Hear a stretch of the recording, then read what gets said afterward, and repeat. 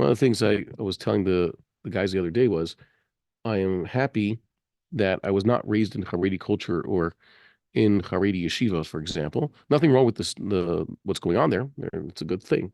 Perhaps it's also a good place for preserving Jewish culture and halacha, even if it's just theoretical Torah lishmas taken a little bit, I guess, too literally there. That it's only study and less practice.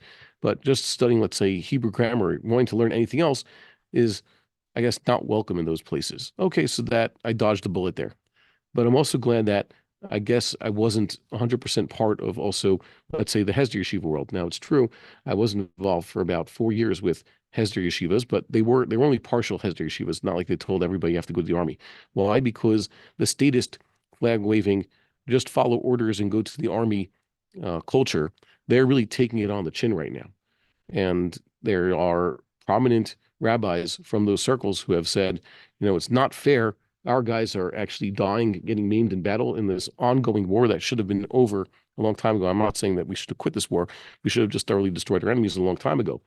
But because of American pressure, trying to prolong the war, and also foolish, I guess, suicidal ideas and ideologies that uh, have taken over the mind viruses that have taken control of those on top, and for some reason people are listening to them. So that's getting people killed.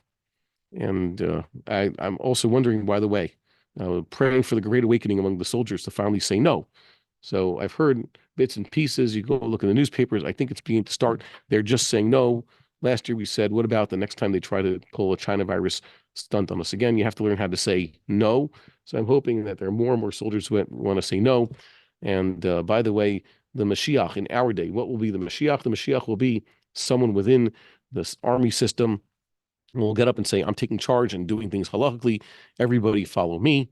And that will be that. He'll set order. The people stop listening to the commanders and actually listen to someone who is in the model of King David. By the way, I used to think that perhaps this leader who will arise, God willing, among them is someone on the inside, someone who's been trained and he has experience. Maybe he's even a rabbinical type within the army. Now I'm beginning to think that perhaps it will not be this way. King David himself was too young to be drafted. It was his older brothers. Remember, he was the youngest, but even then, only his oldest brothers went to war with Saul, and he was on the outside. But when he was able to slay Goliath, that's when Saul appointed him suddenly as his general, and he was highly successful. David was an outsider. He didn't have any training. He didn't know how to use a sword. He didn't know what armor was. He was a complete outsider, but he took over right then and there, and he was the most successful. So perhaps maybe some sort of outsider, a youngster who can take control is going to be God's, I guess, messenger in this respect, God's emissary. By the way, usually that's how salvation happens. You're supposed to pray for God's salvation. In the overwhelming number of cases in our history have been involving not just, let's say, God himself coming down and splitting the sea or spiting the firstborn, whatever it might be. Usually it's through someone. By the way, even Moshe Rabbeinu was there. On the most basic level, you need a Moshe Rabbeinu, someone waving the staff. So Moshe Rabbeinu is the greatest prophet. So for him, it's just, put out the staff, and that's good enough for God to smite the people. But most of the time, the prophet needs to pick up a sword and go through the motions of leading the people in battle. That's what the Shoftim did. That's what King David did. That's what the Maccabees did.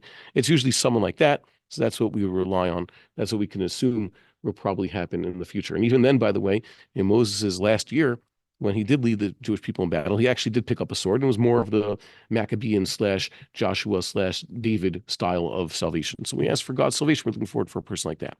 So the rabbis have been waking up a little bit about this. They're beginning to join in on the forced color war. The Haredi side says we're not going to enlist in the army no matter what. And by the way, that's absolutely wrong because, of course, Jews are supposed to fight to save Am Yisrael and Eretz Yisrael. To say that there's no such thing, that's in denial. But then again, to say that therefore everybody needs to join the IDF and blindly follow orders is also wrong. Really, we should have an alternative to this army. And Rabbi Zini has woken up and said it and spoken about this recently. So has Rav Sharkey.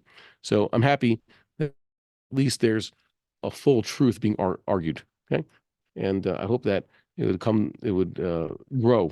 There was some good news. You can go see it in the political section, see what Feiglin wrote about this week. But that's less about the Torah and more about what is going on, the people's reaction. I think that we can really stand to benefit if we would allow the Torah to actually inform us in the political realm and also in the military realm.